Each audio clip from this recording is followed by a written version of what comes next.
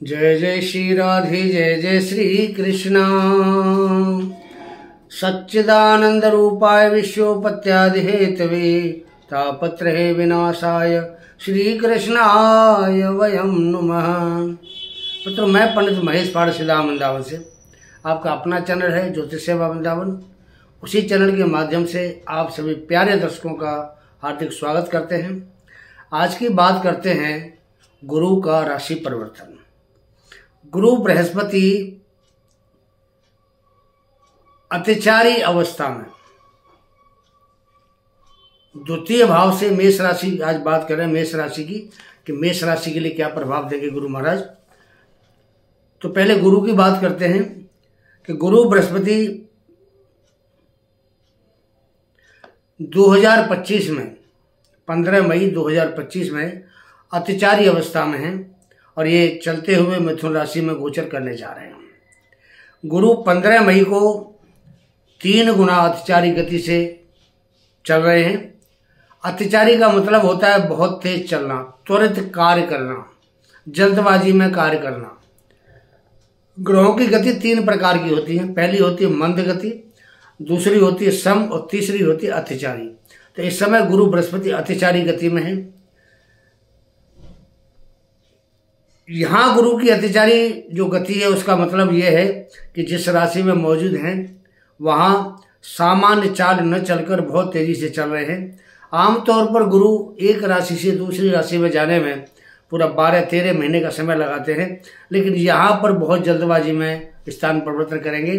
और आपको बता दें कि 18 अक्टूबर को गुरु का जो गोचर है वो दोबारा कर्क राशि में हो जाएगा और 5 दिसंबर को फिर वापसी करके फिर मिथुन राशि में वापस आ जाएंगे। तो इस प्रकार हम देख रहे हैं कि गुरु अतिचारी गति से बहुत जल्दी इस वर्ष 2025 में 3 बार स्थान परिवर्तन करने जा रहे हैं। जीवन के सभी क्षेत्रों में, जैसे कैरियर है, गृह जीवन है, लव रिलेशन है, जिंदगी में तरक्की करनी है, इन सभी चीज़ों पर महत्वपूर्ण प्रभाव डालते हैं गुरु महाराज। हमारे ज्योतिष शास्त्र में गुरु बृहस्पति ज्ञान के, कैरियर के, शिक्षा के, भाग्य के, धर्म के, संतान के, धन के, हमारे वैवाहिक जीवन के, हमारी इच्छा पूर्ति करने के कारक माने जाते हैं। जब गुरु अतिचारी होते हैं तो इन सब पर प्रभाव बहुत जल्दी डालते हैं, बहुत जल्दी प्रभाव इन चीज़ों पर होता है। गुरु बृहस्पति 2025 में 3 बार राशि परिवर्तन करेंगे। 15 मई को मिथुन में जाएंगे, 18 अक्टूबर को कर्क में जाएंगे और 12 नवंबर को बकरी हो जाएंगे। उसके बाद 5 दिसंबर को फिर वापस आपकी कर्क राशि से मिथुन राशि में आ जाएंगे और यहाँ पर मिथुन राशि में आगामी 5 जून 2026 तक मिथुन राशि के अंदर ही रहेंगे और उसके बाद परमानेंट रूप से फिर कर्क राशि में चले जाएंगे। चलिए अब मेष राशि की बात करते हैं कि मेष राशि वालों के लिए गुरु का क्या प्रभाव रहेगा। देखिए, मेष राशि के लिए गुरु भाग्य के स्वामी बनते हैं। तीसरे भाव में गोचर करने जा रहे हैं। तीसरा भाव हमारे बल पराक्रम, हमारे पुरुषार्थ का, साहस का, बहन भाई पड़ोसी, कम्युनिकेशन, मीडिया, छोटी बड़ी यात्रा, इनका भाव होता है। मेष राशि वालों के लिए गुरुदेव 2 भावों के स्वामी बनते हैं, 12वां भाव और 9वां भाव यानी भाग्य भाव। तीसरे भाव से हम बहुत सी चीज़ों का विचार भी करते हैं, जैसे भाई बहन का विचार, पराक्रम का विचार, हस्तशिल्प का विचार, हमारा लेखन कार्य का विचार, शौर्य, हिम्मत, साहस का विचार, देश विदेश की यात्राओं का विचार, मीडिया का, मार्केटिंग का, पड़ोसी, इन सभी बातों का विचार हम तीसरे भाव से करते हैं। बृहस्पति देवता अतिचारी अवस्था में यहाँ पर 15 मई से 18 अक्टूबर तक रहेंगे। उसके बाद 18 अक्टूबर से 5 दिसंबर तक उच्च राशि कर्क में गोचर करेंगे। उसके बाद फिर वापसी करेंगे 5 दिसंबर 2025 को, फिर मिथुन राशि में फिर आ जाएंगे और यहाँ पर वो 5 जून 2026 तक परमानेंट बैठेंगे। तो यहाँ पर हम देख रहे हैं कि गुरु 1.5 महीने के लिए अतिचारी गति से कर्क राशि में जाएंगे, बाकी पूरा समय वो मिथुन राशि में ही गोचर करेंगे। तो ज़्यादातर जो प्रभाव रहेगा वो तीसरे भाव के गुरु का ही प्रभाव आपके ऊपर ज़्यादा पड़ेगा। बृहस्पति की जो दृष्टियाँ होती हैं, शास्त्र हमारे कहते हैं कि बृहस्पति जहाँ बैठते हैं उस स्थान की हानि करते हैं और जहाँ जहाँ उनकी दृष्टियाँ होती हैं गंगा जल के समान पवित्र अमृतमयी दृष्टि होती है। तो बृहस्पति की तीसरे भाव से पहली 5वीं जो दृष्टि है वो आपके सप्तम भाव पे जाएगी। सप्तम भाव दाम्पत्य जीवन का भाव होता है, व्यापार का भाव होता है। तो यहाँ पर जिन जातकों की शादी योग्य है, शादी नहीं हो पा रही है, उनकी शादी कराने का काम बृहस्पति करेंगे। जिनकी शादीशुदा जिंदगी है, पति पत्नी के बीच आपस में किसी प्रकार का मनमुटाव चल रहा है, मतभेद चल रहा है, आपस में विचार नहीं मिलते हैं, मिसअंडरस्टैंडिंग हो रही थी, उसको दूर करेंगे। व्यापार के लिए अगर हम बात करें तो जो सप्तम भाव पर बृहस्पति की दृष्टि है, तो यहाँ पर जो व्यापारिक गतिविधि है उनमें एकदम तेजी आएगी, व्यापार अच्छा चलेगा। आपके जो साझीदार हैं, आपके जो पार्टनर हैं, उनसे आपका जो तालमेल है बहुत अच्छा रहेगा। और वो जो आपके पार्टनर, आपके साझीदार हैं, वो आपके व्यापार में आपके साथ सहयोग करते हुए एक अच्छे मुकाम तक आपके व्यापार को लेकर जाएंगे। लव रिलेशन की बात करते हैं कि प्यार मोहब्बत लव रिलेशन वाले जितने भी जातक हैं, ये शुक्र का घर है और शुक्र के घर में बृहस्पति दृष्टि डाल रहे हैं। तो जिनके लव रिलेशन वाले जो कपल्स हैं, उनके संबंध भी मधुर होंगे। उनमें अगर किसी प्रकार का ब्रेकअप होने के चांस पीछे आ रहे थे, वो ब्रेकअप दूर हो जाएगा, मन का भ्रम दूर हो जाएगा, मन में जो मैल था, मन में जो कटुता थी वो निकल जाएगी और इनके लव रिलेशन में एक मजबूत रिश्ते जन्म लेंगे और हो सकता है कि ये लोग शादी के बंधन में भी बंध जाए। तो लव रिलेशन के लिए भी ये जो समय रहेगा ये बहुत अच्छा और उत्तम समय रहने वाला है। अब यहाँ से तीसरे भाव से जो गुरु महाराज, इनकी दृष्टि जाएगी नवम भाव पर। नवम भाव क्या है? भाग्य का भाव है। बृहस्पति देव का अपना घर है, भाग्य का भाव है। तो भैया जब देखो भाग्य का जो स्वामी, भाग्य का कारक स्वयं अगर अपने घर को देख रहा है तो वृद्धि तो देगा ही, उसमें तो कोई शक नहीं है ना। तो यहाँ पर बृहस्पति आपके भाग्य को बढ़ाने वाले होंगे। और जब भाग्य फलता है तो आपकी हर मेहनत, आपकी विद्या, आपकी बुद्धि, आपके द्वारा जरा सा किया हुआ कर्म आपके भाग्य को वृद्धि देता है। शास्त्र कहते हैं कि भाग्यम फलति सर्वदा न च विद्या न च पौरुषम। हमेशा भाग्य फलता है और जब भाग्य फलता है तो आपकी विद्या, आपकी बुद्धि, आपकी मेहनत सब कुछ काम आती है। तो यहाँ भाग्य प्रबल है, आप ये मान के चलिए। भाग्य प्रबल होने से भाग्य में जो कुछ लिखा हुआ है आपको वो सब मिलने वाला है। पिता का आपको साथ मिलेगा। इस समय आपके भाग्य को फलने फूलने का मौका मिलेगा। धर्म में आपकी रुचि बढ़ेगी। पूजा पाठ, दान पुण्य के काम आप करेंगे। आपका ऐसे कामों में मन लगेगा। तीर्थ यात्राओं का योग बनेगा, आपके तीर्थ यात्रा पर जा सकते हैं। परिवार में खुशी का वातावरण बनेगा। और सबसे बड़ी बात की है कि कहते हैं ना, धर्म को जितना आप मानेंगे, हमारे यहाँ धर्म के बारे में कहा है, धर्मेण हनते व्याधि, धर्मेण हनते ग्रहा, धर्मेण हनते शत्रु, यतो धर्मा ततो जय। जितना आप धर्म को मानेंगे, जितना धर्म के बारे में आप प्रचार करेंगे, काम करेंगे, उतना आपको लाभ होने वाला है। क्योंकि धर्म ही सबसे बड़ा एक हमारा जो जीवन यापन का जो एक जरिया होता है, धर्म होता है। कर्म दूसरे नंबर पर आता है, पहला धर्म होता है। पहले धर्म फिर कर्म। तो धर्म की मानना, धर्म के काम करना बहुत अच्छी बात है कि धर्म से ही हमारी गति है और धर्म से ही हमारे सनातन धर्म की गति होती है। गुरु की जो 9वीं दृष्टि है वो आपके जाएगी 11वें भाव पर। अब 11वें भाव जो हमारे हर प्रकार के लाभ को देने वाला होता है, हमारी हर इच्छा को पूरा करने वाला होता है, हर मनोकामना को पूरा करने वाला होता है। लाभ का भाव है। आय के स्रोत आपके कई हो सकते हैं। यहाँ पर आपको शनि और गुरु द्वारा बड़े लाभ की संभावना बनेगी। बड़ी इच्छाओं का पूर्ति होना।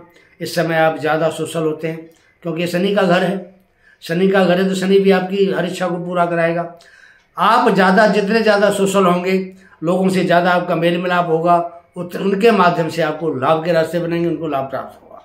आपकी हर मनोकामना जो काफ़ी समय से अधूरी थी वो इच्छा पूरी होगी आपकी, क्योंकि बृहस्पति और शनि दोनों का प्रभाव आपके लाभ भाव पर है। शनि कर्म के कारक हैं और गुरु ज्ञान के साथ साथ आपकी इच्छाओं को पूर्ति करने के कारक हैं। 18 अक्टूबर को गुरु फिर तीसरे भाव से चतुर्थ भाव में आ जाएंगे अत्याचारी गति से। यहाँ पर उसका प्रभाव होता है गुरु का। गुरु तीसरे भाव से चतुर्थ भाव में बहुत जल्दी आ रहे हैं, 5 महीने के अंदर अंदर। और अब जल्दबाजी में कोई काम गलत हो सकता है ना, हम भी कोई अगर काम जल्दबाजी में करते हैं तो हमारे से गलत हो सकता है। ऐसे ही बृहस्पति जब अतिचारी गति से जाते हैं वहाँ, तो कोई ना कोई यहाँ गलती भी हो सकती है। जैसे आपने किसी के साथ कोई एग्रीमेंट किया, साइन किया, और जल्दबाजी में आपने उसको चेक नहीं किया, ना पढ़ा आपने, ना देखा उसमें क्या लिखा हुआ, आपने उस पर दस्तखत कर दिए, साइन कर दिया, तो हो सकता है उससे आपको बहुत बड़ा नुकसान हो जाए। तो इसलिए किसी डॉक्यूमेंट्स पर, किसी कागज़ पर अगर साइन करते हैं तो साइन करने से पहले पढ़ें, समझें और फिर साइन करें।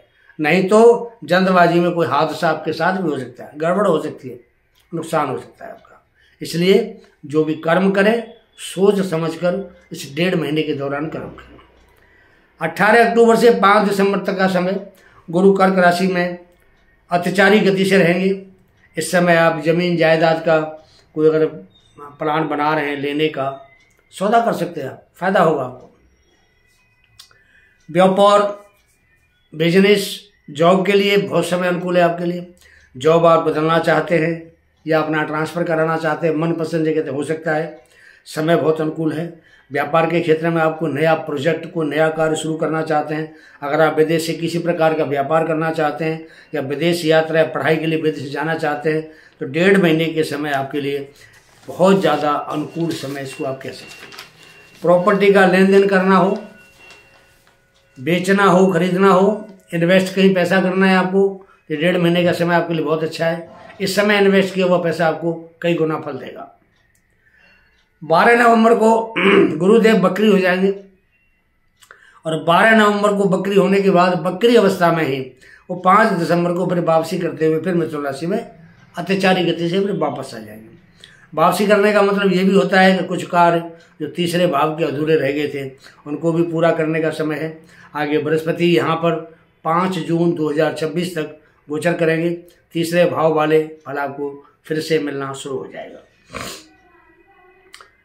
ज्योतिष सेवा वृंदावन आपका अपना चैनल है। भाई जो पहली बार हमारे चैनल पे आए, हमारे प्रोग्राम को देख रहे हैं, तो सबसे पहले एक निवेदन है कि उस प्रोग्राम को आप जो देख रहे हैं, इस चैनल को आप सबसे पहले सब्सक्राइब करें, बेल पुश आइकॉन है उसको ऑल करें, लाइक करें। अगर आपको हमारा प्रोग्राम अच्छा लगा तो इसको शेयर करें। कुंडली विश्लेषण कराना हो, बच्चों की शादी के लिए कुंडली का मिलान कराना हो, जिंदगी में किसी प्रकार की आपको कोई समस्या आ रही हो, उन समस्याओं के समाधान के लिए, अपनी ज़िंदगी को एक अच्छा रास्ता देने के लिए अपनी कुंडली हमें दिखाइए, कुंडली भेजिए। आपके सामने नंबर आ रहा है व्हाट्सएप का, और पाइए अपनी समस्याओं का सटीक और सरल भाषा में समाधान।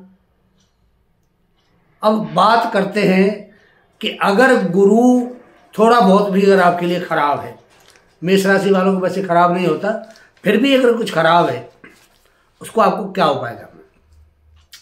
देखिए, आमतौर पर अगर आपने गुरु कोई नहीं बनाया है, भाई गुरु आपने बना रखे, आपके गुरु हैं, आप गुरु का आशीर्वाद प्राप्त जरूर करें, उनके पास जाए, ज़्यादा नहीं तो महीने में एक बार तो उनके दरबार में जरूर जाए। और आपने कोई गुरु नहीं बनाए हैं तो आपको गुरु बनाना चाहिए। गुरु किसको बनाना चाहिए? गुरु किसी योग्य व्यक्ति को ही बनाना चाहिए। हमारे यहाँ कहावत भी है ना, पानी पियो छान के और गुरु बनाओ जान के।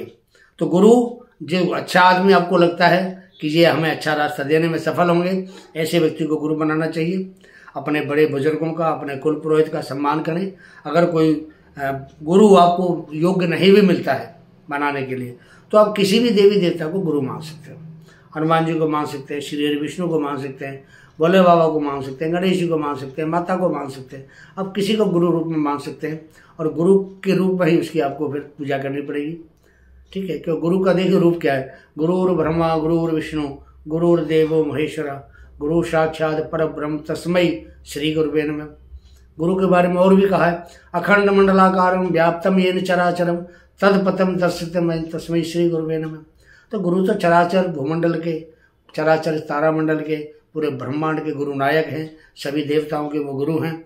इसलिए जब गुरु बनाए तो सोच समझ के बनाएं और गुरु का आशीर्वाद आप अवश्य प्राप्त करें। इसके साथ ही वाणी को विराम देते हैं। जय जय श्री राधे, जय जय श्री कृष्ण।